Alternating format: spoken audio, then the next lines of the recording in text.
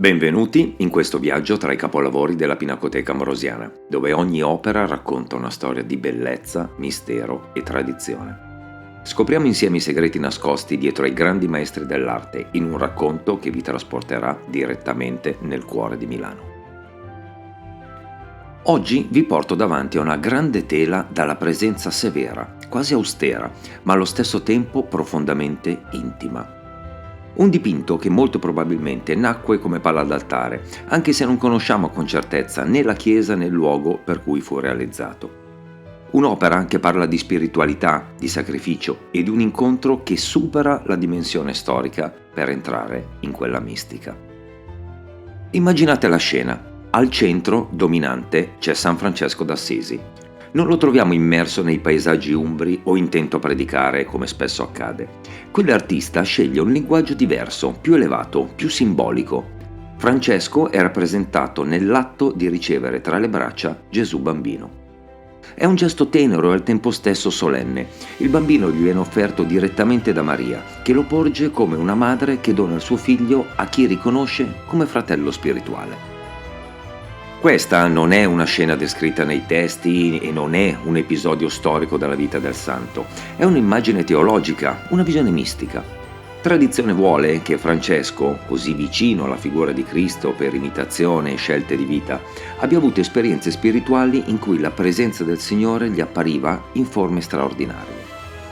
L'opera rende visibile quel tipo di esperienza, un incontro che non appartiene alla cronaca, ma alla contemplazione.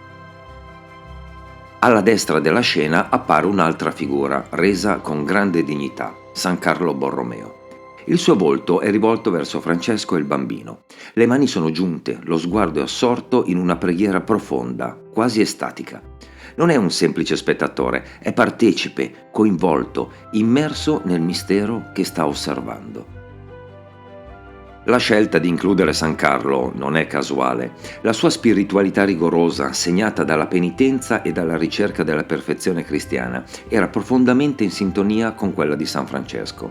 In un certo senso questo dipinto li mette in dialogo, due santi di epoche diverse accomunati dalla stessa tensione spirituale, uniti davanti al bambino che incarna la fonte della loro fede.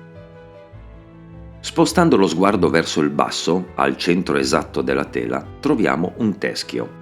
È reso con realismo, quasi con crudezza, ma il suo significato è parte integrante dell'iconografia francescana.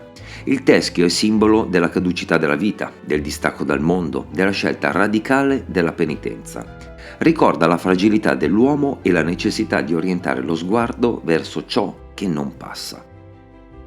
E San Carlo, come San Francesco, conosceva bene questa dimensione spirituale, la meditazione sulla morte non come ossessione, ma come invito a vivere meglio. Sulla pietra, accanto al teschio, l'artista ha lasciato una firma, Daniel Crispus, e aggiunge un dettaglio significativo, Mediolan, abbreviazione di milanese. È come se volesse ribadire la sua appartenenza a Milano, la città che considerava la sua patria artistica d'adozione. Non è una firma discreta, è una dichiarazione di identità, una presenza consapevole dentro la scena che ha creato.